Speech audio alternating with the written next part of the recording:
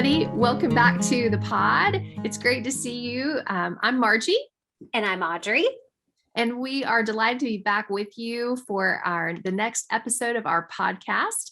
As a reminder, we are part of Harmony Group Consulting. Our hope is to help people on their journeys as they are managing conflict, having difficult conversations, trying to cultivate emotional intelligence in their life and relationships. And we're so glad you're with us today.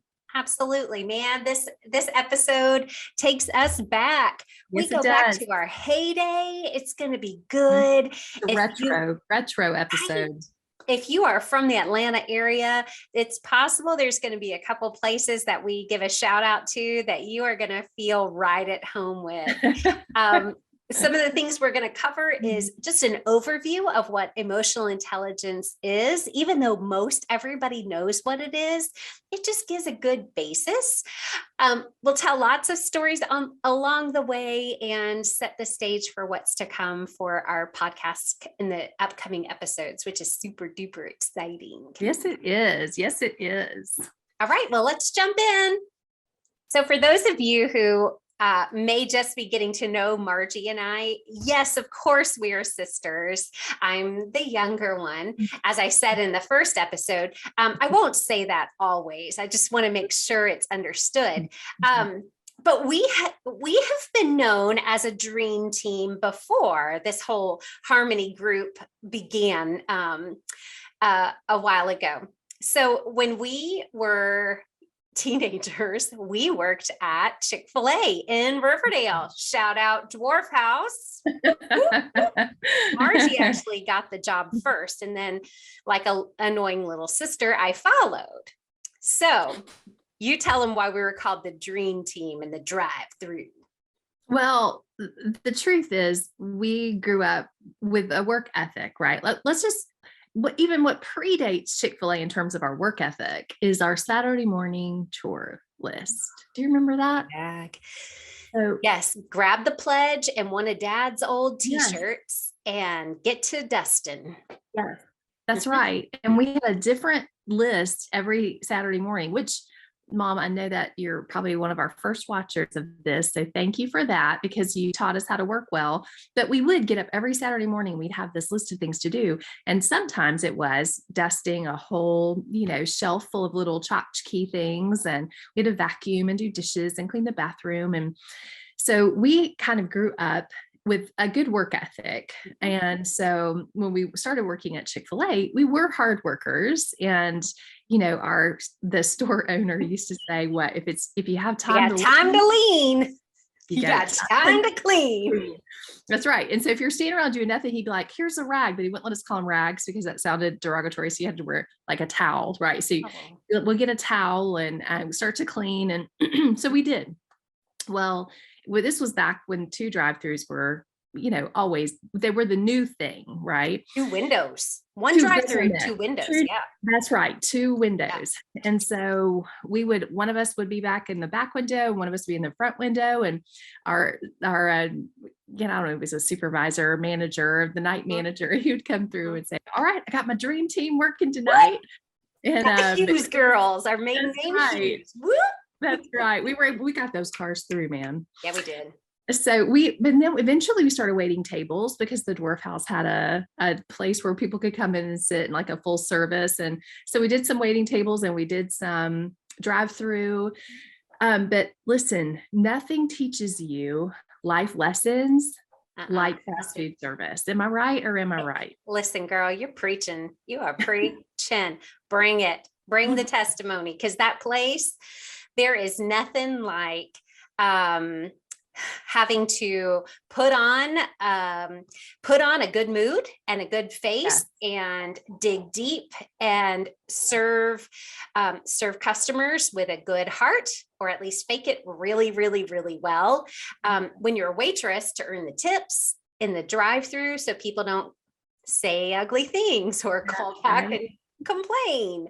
I think it was probably No, I not think. I know it was the first time that I had begun to experience some forms of self-regulation, self-discipline.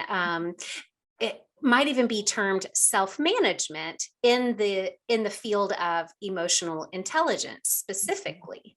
In emotional intelligence, there are four key, would you call them principles, tenets? What word? Components, probably. Say the rest of them so I don't miss one. No, well, it's good because it starts with you. And so you want to be able to, and remember, emotional intelligence is like our regular mental capacity, our intelligence that we would have in terms of mental capacity. We also can extend to emotional capacity. Mm-hmm. So this is how we can identify our own emotions or self-awareness that extends to how do we manage those emotions. I can know that I'm angry and still act on that anger in a way that's unhealthy.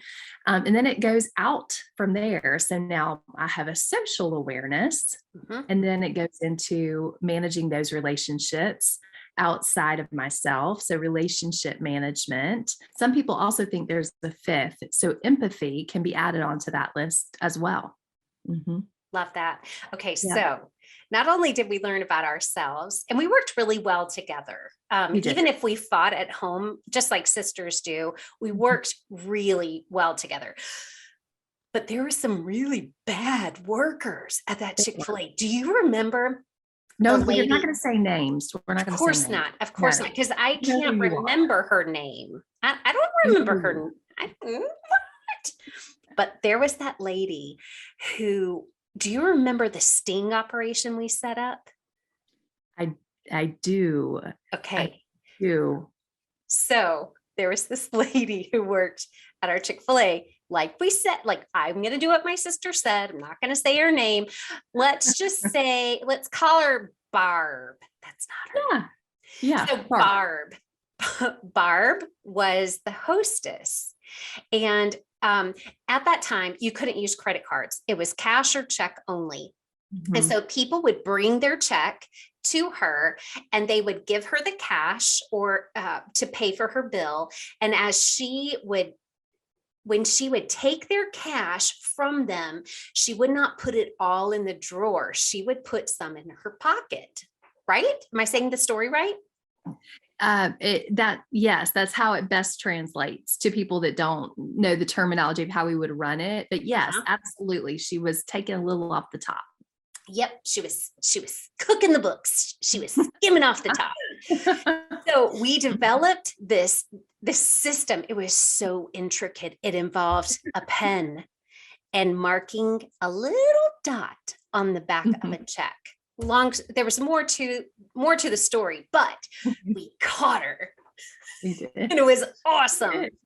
But she was such an interesting example to me as a 15-year-old at the time, 16-year-old, that a grown woman who seemed awfully nice and who looked like she would be able to self-regulate and have some good, I don't even know the right word. And then she wouldn't. And then she stole and she did all that.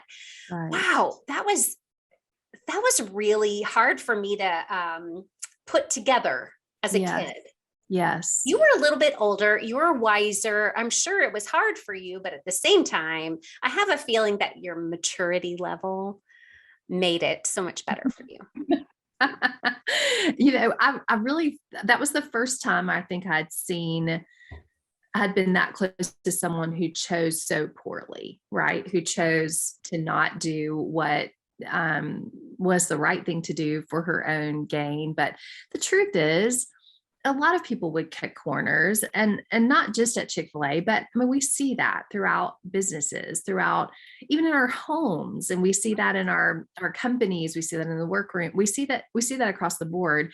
But cutting corners oftentimes leads us to this place of then having to be poor managers of ourselves because we're trying to cheat the system or to work around in a way that is advantageous to us, to the company, whatever, kind of extend to damaging those relationships. We don't allow, this is an interesting thought too. The third piece is that social awareness, the third piece of emotional intelligence. So we are aware of ourselves, we manage ourselves, we're aware of each other, we manage each other's relationships well.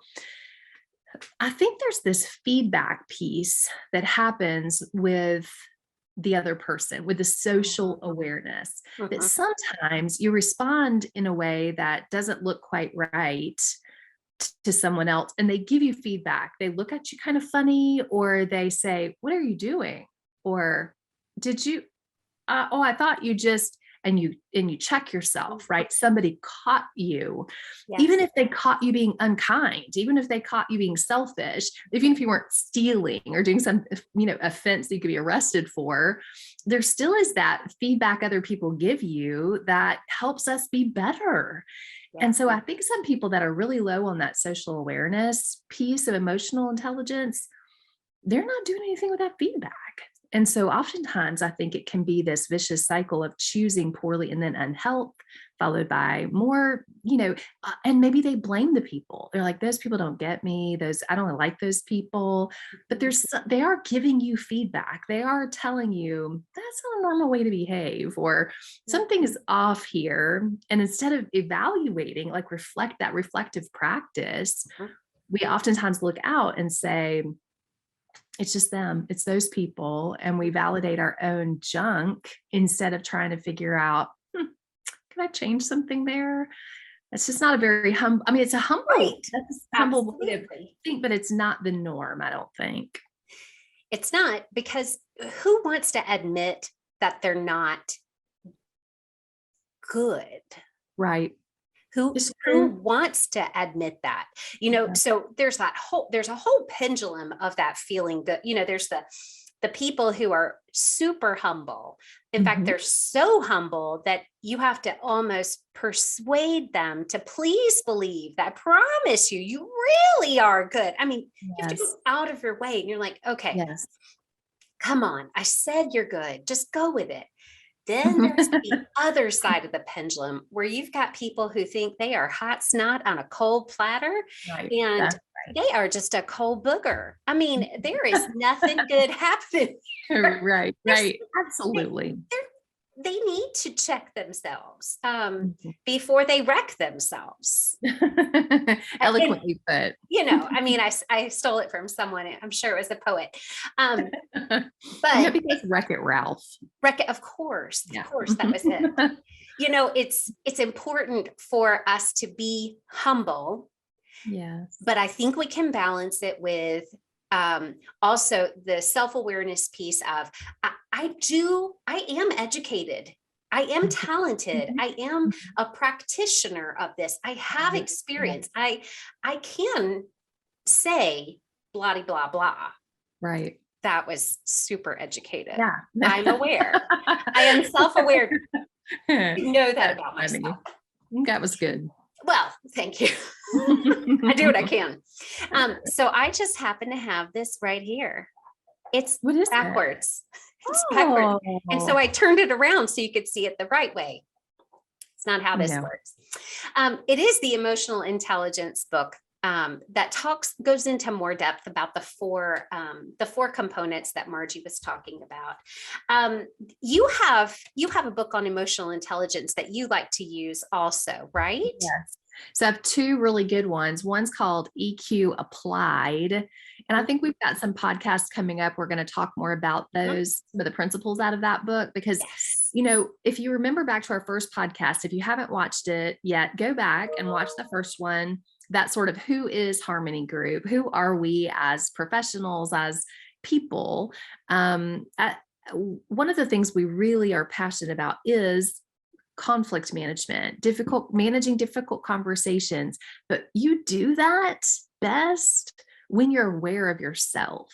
And so Yes. how do we do those things really well? Well, the principles that everything kind of is based on, those principles are knowing myself, Mhm. managing myself, knowing you, being able to manage my relationship with you, having empathy for the situation that you're in. Mhm. All of those things are emotional intelligence, and they're wrapped up there together. And so it's important for us to talk about all of those things in tandem. We want to talk about difficult conversations, but I'll tell you this, no matter what you face today, if you think about those 4 or 5 things, you will do it well. You will do it better than you would if you ignored them. And Absolutely. so that's the beautiful piece. So EQ Applied, I really like. We have a good little number of books that we'll bring out and talk about over time, because that's kind of our guilty pleasure. No real fun storybooks, but lots of really good info. And so I hope that will be an encouragement to you over time, because I do think that even crucial conversations, that's one of Oh, our oh, faves. that's a good So one. many principles in that book are based on understanding, but also listening, and how we do both of those well. And if we think back to our Chick-fil-A days, if we think back to other times where people just have not been a boss of this, they have not really done this as well as they could have done it. Right. It impacts the whole, and we start to feel it. And it just creates an unhealthy work culture, an unhealthy family culture, an unhealthy national culture. Yeah. I mean, we can talk about the schoolroom, the home, what it's like at home, but you also turn on the news, which I try not to do anymore, or at least in small, small doses, because it's just so overwhelming. We have lost this as a people. We have lost the ability to be self-aware. And then once we are, well, how can I need to get over what I want to do to what I ought to do. Right. So right now I want to respond because I'm angry. So I have the right to be so and so. But really, on the other side of that is that I control that for the good of the whole. And so I'm looking out to see, if I respond like that right now, is there a little child nearby that's going to watch me act out? If I say this right now to my husband in the car, are there kids in the back seat? If I say this to my boss in the boardroom, is this recorded? Is it on Zoom and someone, our other branch is listening in? Right. We have to manage those things. And sometimes we can sense if it's the right time and how to manage them based on what clues we're picking up. What are other people putting down that we need to be picking up? That's the key, right? In day-to-day conversation, sometimes people will use the phrase, learn how to read the room. Learn how to read the room. You've got to, or they'll say, you've got to know your audience. The emotional intelligence side of this is what can improve. You can get better at reading a room, body language, faces, understanding the makeup of who is there.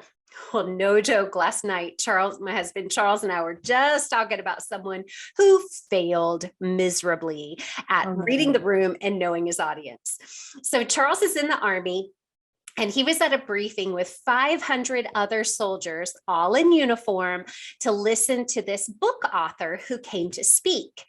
So the book author is talking about his own experience in this other country and begins to dog some of that country's soldiers. Oh, no joke. Wait. There's international soldiers in the room. There's international soldiers in the room in front of him from that country. Can he see them from where he is? There's no reason he shouldn't have. And these soldiers, they're wearing uniforms with the country flag. It even says the country's name on it. Come on, author. I mean, boy, let me tell you. So the soldier from that country stood up in the middle of the briefing and said, no, that is not what happened. Wow. What happened at that point was blah, blah, blah, army, talk. Wow. And there's just no excuse for it, for sometimes not knowing your audience. And I know that that's more of a blatant story of not reading the room, so to speak. And most of us would sit here and go, golly, why didn't the guy just look in front of him and see the soldier from that country sitting there? And then emotional intelligence tells us that we really need to try to understand more of everything. to understand the social awareness that was happening. Maybe the spotlight was shining too bright on his eyes, and he literally couldn't see who was in front of him. Mhm. Maybe there was something else happening. But it was just an interesting example of, you have to literally know your audience. Yes. Yes. Crazy, right? Well, it is. And a little bit embarrassing for that Yes. author. That's probably a fear of mine, is to not, I want to be able to read the room enough to where I'm not embarrassed. Because we've been in situations where someone is talking, he's not reading the room. Maybe sometimes people talk and talk and talk and talk and talk, and the half the room is checked out, or they're working on their computers now, and Oh, they're just, yeah. the person's not realizing, oh, these people need to stand, or they need to interact with one another, or they need a break, or Yes. so. But then they start to text one another, this meeting's so long, I can't believe he doesn't know. And there's Mm. this undercurrent that happens, right? Because they're not reading the room very well. So I do think that's a really, especially for leaders, I mean, it is imperative that you practice reading the room. Can you think, and I don't even know how, we're getting close to the end of our time frame, but can you think of ways to practice social awareness? Because I think the key with social awareness, and we talked about this before, is getting that feedback. So if you're Mhm. right, Mhm. because I can read the room or think I'm reading the room all day, and Yes. I may not be accurately reading the room. So can you think of ways to practice that? Well, I think the best thing to start with is to connect with somebody that you trust and you can feel like you can be vulnerable with. Yeah. So, for instance, if I wanted to learn more about reading a room, maybe at a restaurant, my husband and I would say, so does it look to you like that table over there is happy with their food? Or what do you see happening over there? Mhm. Or do you think I'm picking up on this well? To somebody that I trust. That might be a good way to I start. like that. Hmm. It kind of reminds me of the movie with Tina Fey and Steve Carell. Was it Date Night, where they sit in restaurants and they Yeah. make up stories about the other people dating? So People kind of that. watching. Yeah. Mhm. So kind Yes. of that, but for a good reason. Hmm. Good And reason. you hit on the idea of feedback too. I think that's key for leaders, for spouses, for partners in business, for teachers. Yes. Are we reading the room? As teachers, we give it like feedback forms to our students regularly, and even adult learning, it's the same thing. We would want to know, how did this PD, this professional development, go over? And so give us your feedback. Well, I think we think this is presented well, or this is presented creatively, or certainly this came over the way we intended it to come over. And so that feedback, by looking at it, you might say, oh, that was not, that did not hit like I thought it was. Or maybe you take your wife or husband out on this beautiful date, and then you say, did you have a good time tonight? Young Margie would always say, yeah, it was great. And now I might say, that wasn't my favorite restaurant. I thought it was going to be better than it was, but I did like the appetizer from there. Or I thought that movie was going to be this, but I don't mind telling my husband that it was a miss.